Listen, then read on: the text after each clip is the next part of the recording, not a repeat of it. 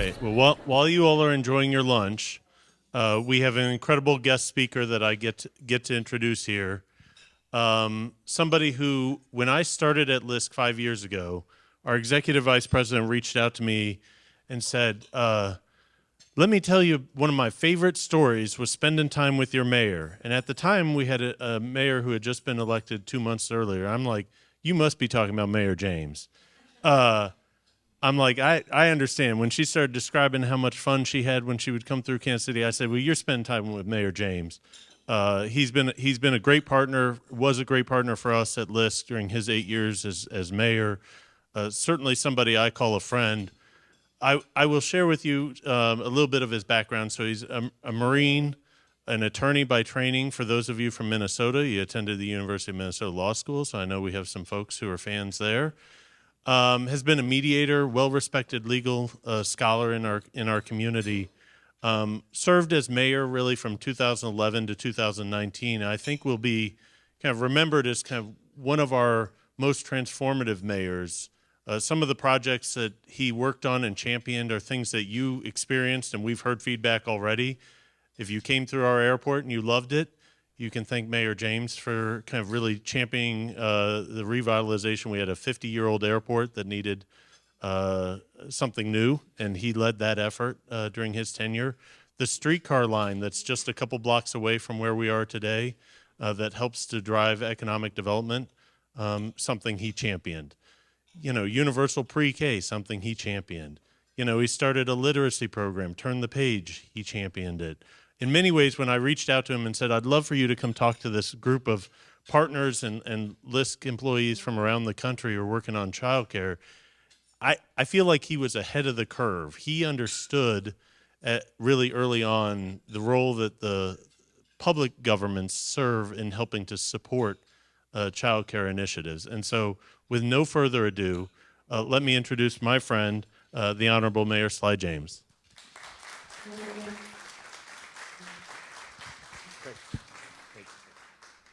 Thank you all very much. First and foremost, lower your expectations. You know, it's sometimes hard to live up to what people say about me, and I often tell them that I didn't do it and you can't prove it. You know, from as long as I can remember, my father told me that without a quality education that I as a black man would have difficulty in this society, that I would have fewer options to pursue, and that above all else, an education was the key to a lot of the things that we all strive for. However, it didn't take me a long time to realize that educational resources are not equitably distributed. You could see that if you had the money, you could buy the best education you could get. If you didn't, you were kind of stuck with whatever was available. I wasn't sophisticated enough in my early years to understand that the huge flaw in the system that existed until I went to my first U.S. Conference of Mayors meeting in Baltimore in 2011, and I met a man by the name of Frank Smith.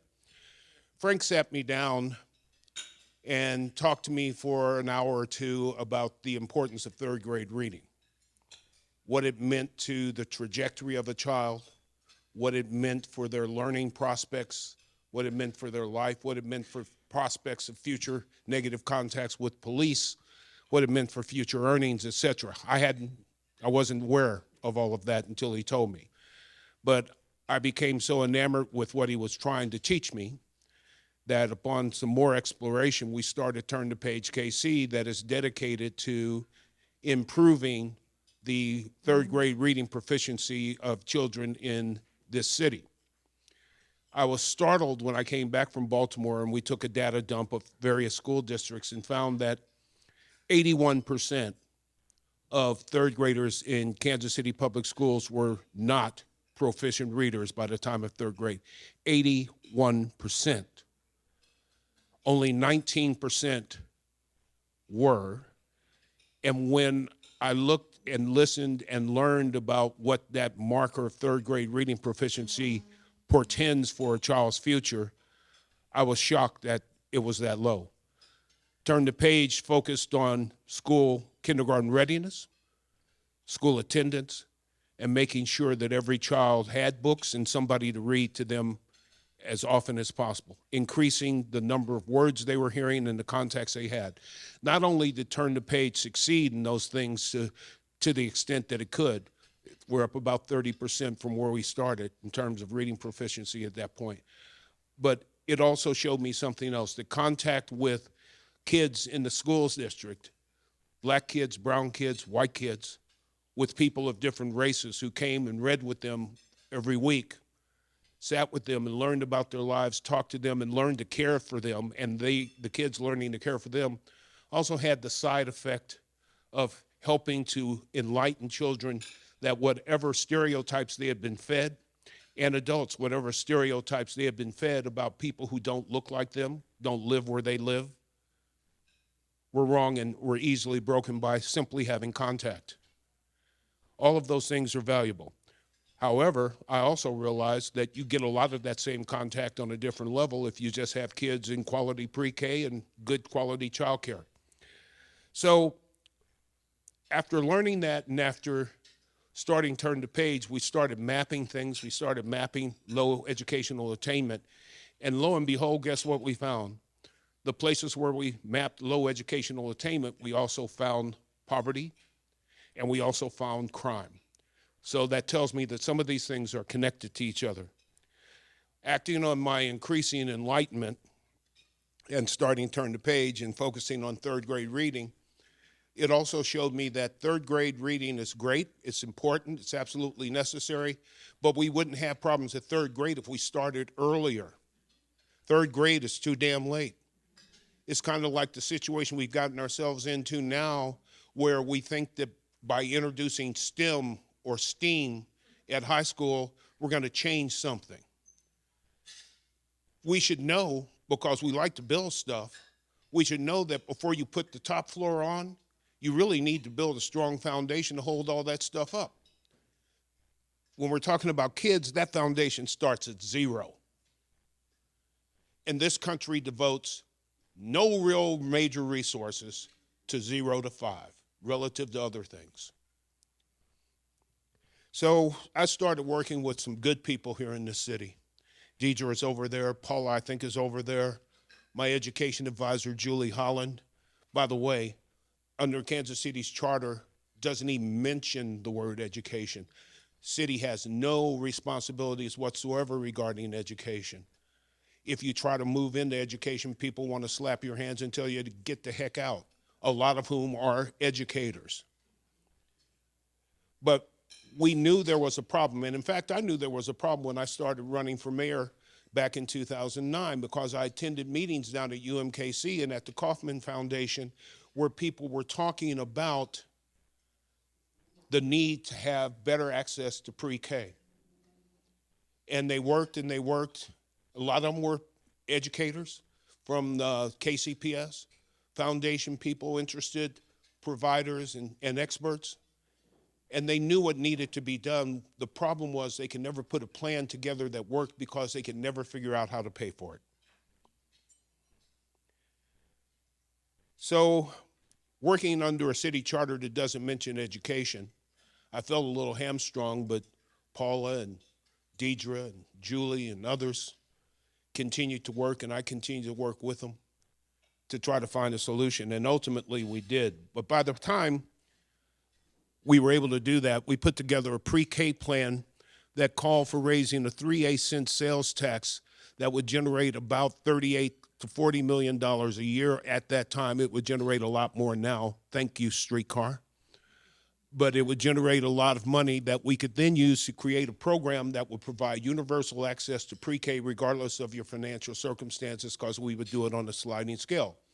But we had to use an economic development tax stream in order to do it, which meant we needed to spend 20% of the money collected on bricks and mortar. So we devised a plan that we would use that 20% as an incentive to entice providers into a quality program, a quality control and improvement program. And if they met those criteria, they would be able to receive grants to improve their facilities, their playgrounds, whatever the case may be. All those things were workable and doable. We met opposition on a number of fronts. There were those who said we shouldn't be talking about education. My response to them was, show me a responsibility that I have as mayor, something I'm responsible for in this city that is not directly impacted by the education of the citizens in this city. They couldn't. They said it's not in the charter. I said I really didn't care.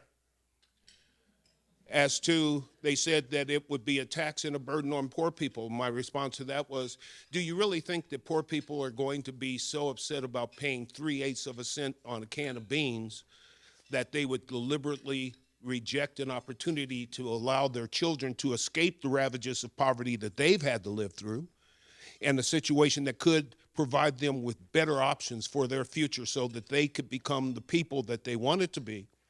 And what we always say to our kids, I want your life to be better than mine. But that didn't work. We told the supervisors, said, just give us the money. We know what to do with it. My response to them was, you've had money, you haven't done anything with it in pre-K. Not only that, you are not familiar with the fragile, intricate child care network that exists. So your role would be to take all of the profit centers out of child care under your wing and leave everybody else with things that were much more costly and unaffordable, and thereby throw the whole thing into chaos. So no, we're not going to give you the money because you've never shown me that you've known what to do with it. If you were doing what you should have been doing with the money, why are our kids reading at such a low level in 3rd grade? They didn't like that. I didn't care. We argued morality because I believe that as adults we have a moral obligation. I'm not talking about religion. I'm talking about a moral obligation to take care of the children that we bring into this world. They had no claim on where they landed. They had no choice in who they are, what color they were, or who their parents were. That does not alleviate our burden to make sure that children have a chance to succeed in this life. It's kind of like what happens. I'm weird in some ways. Some people think I'm stupid, but there are times when I often stop when I see people on the street corner holding up signs. The best sign that I ever saw somebody holding up wasn't asking for money. He says, "We'll work for weed." I said, well, hell, at least the man's honest. But I look at them and I say, you know what? I'm sitting here, I've got a house, I've got kids, I've got food, I'm not living under a bridge, I've got a couple of bucks in my pocket. What's it gonna hurt me to give this person a few bucks? And a friend said, you're just giving them money to drink, they're not gonna use it for anything. I said, you know what? My responsibility is to be the person that I think I need to be and to do what I can for people who can't do for themselves. It's their responsibility at that point to do whatever. I'm not going to, what they do doesn't alleviate my responsibility, my moral obligation to be a person that cares about other people, regardless of how much we want to avoid them and how invisible they may come. I argued the same thing about our children. That wasn't enough. I forgot one very basic thing that I started off with when I was running for mayor. At the time that I started running, we had a mayor who had not done a whole lot for our ego. I'll just leave it at that. We were kind of negative and down in the dumps. And I knew that if we wanted to change our actions as a city, the first thing that we had to do was to change our attitude. We had to start believing in what we could do and who we were. I forgot to do that with this initiative on pre-K. And I was surprised that, frankly, that it was so necessary because I thought people would get it. They would simply understand the need for childcare. They didn't. They didn't. I was at the beginning of that transition from when we stopped being a we, us, ours society and became a I, me, mine society. And in order to reach the I, me, mine society, you have to be able to show I, me, and mine what's in it for you. And it has to be tangible. It needs to be immediate because Lord knows we can't wait for anything. That's why we have drive-through banks, drive-through food, instant oatmeal. Everything has to be done now. We can't wait. I was taught about deferred gratification at some point in time in my education, and I haven't heard the word since. We were unable to change those attitudes with the time that we had, and we lost. We lost miserably. And the main reason we lost was because the superintendents of the 12 or 13 school districts that touch on Kansas City did not support it. What really bothered me the most was the school district that could have benefited the most was one of the more vocal opponents because they thought that 3/8 of a cent of a tax was too big of a burden for their poor, crime-ridden, undereducated families to bear. I argued that the parents of those poor families cared as much about their kids as others, and 3/8 of a cent would have been something that they could have supported if they had been encouraged to do so.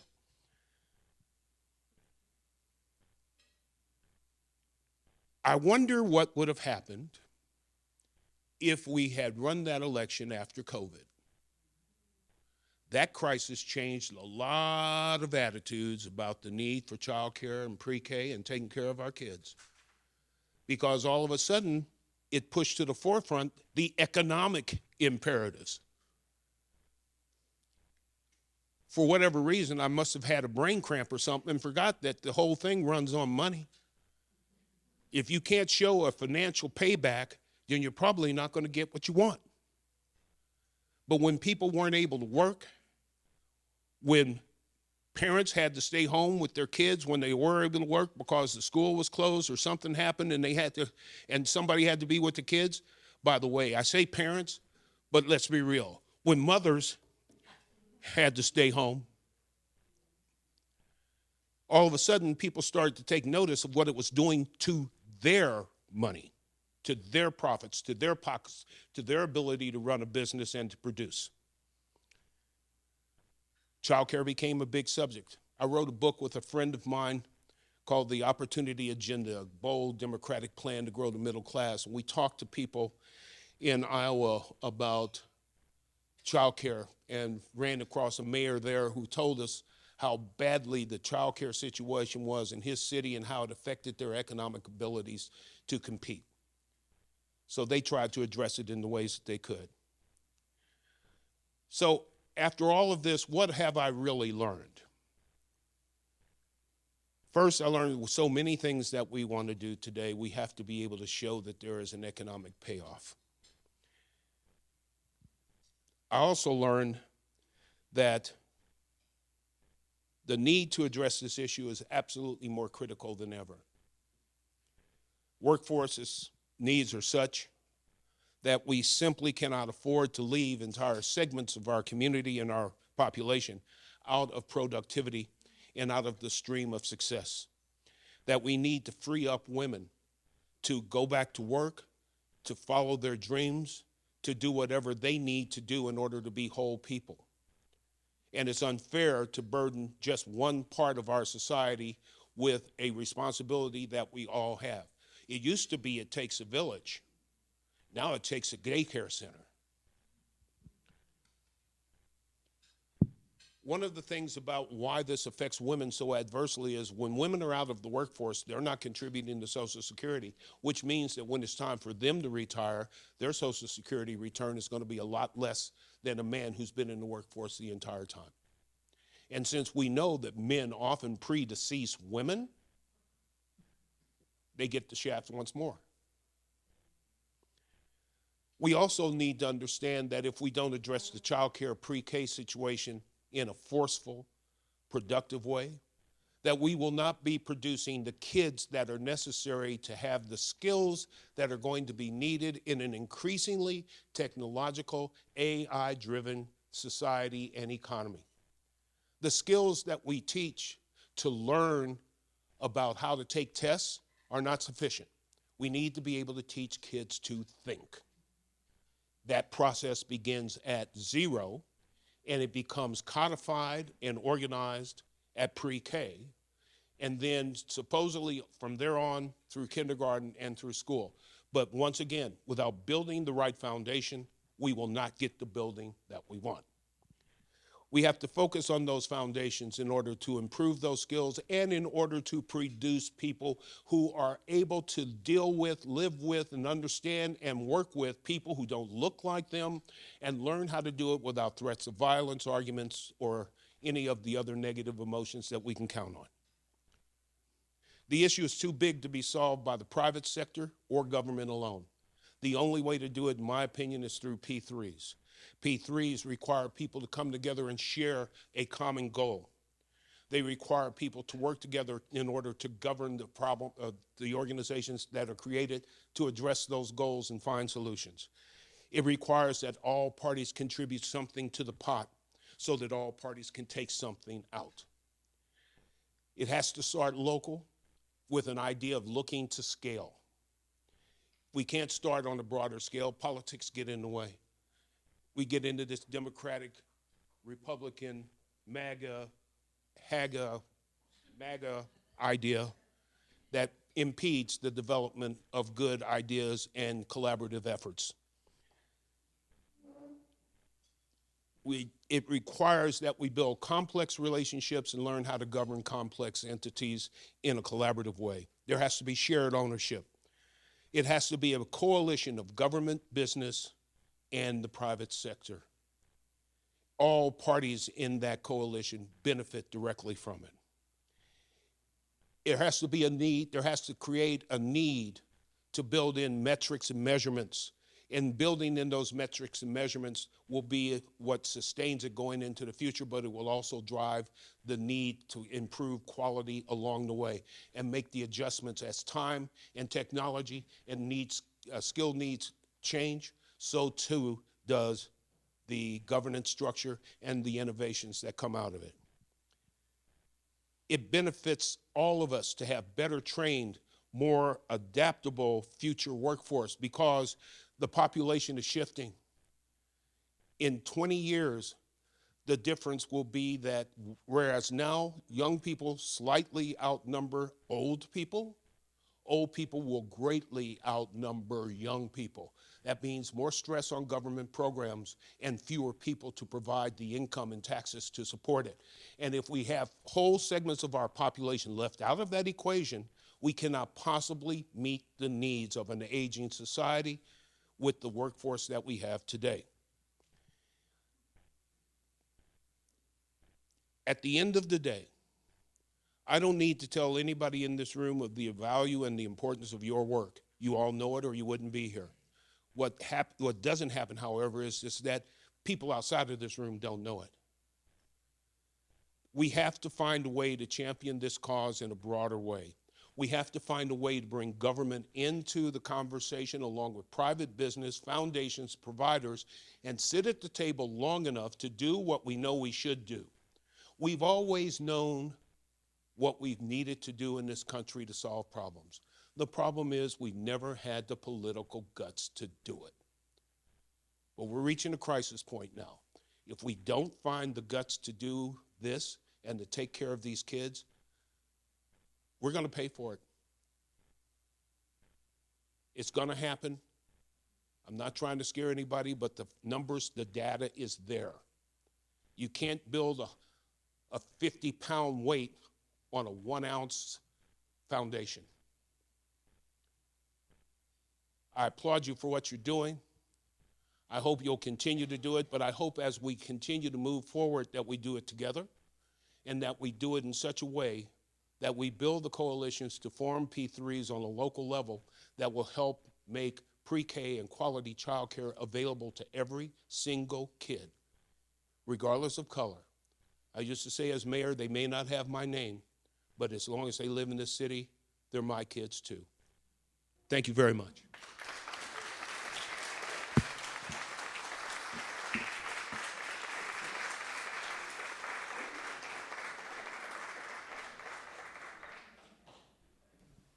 I think Regina's going to come up and give us some quick remarks, but I just want, if you will, understand why many of the flowers that we enjoy in our community today were from seeds that this man planted. So thank you so much for spending time.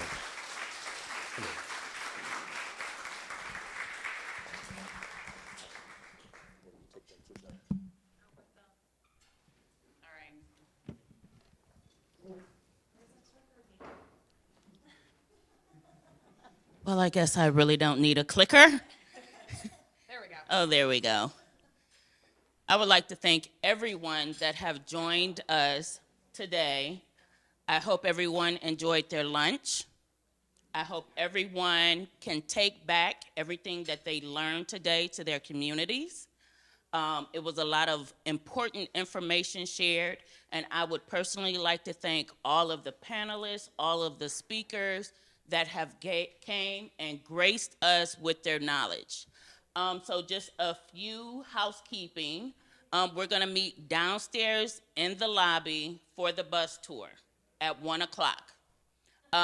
When everyone is downstairs, I will call the bus and they will come around. So those that's going to the airport can bring their luggage. It's space on the bus for your luggage.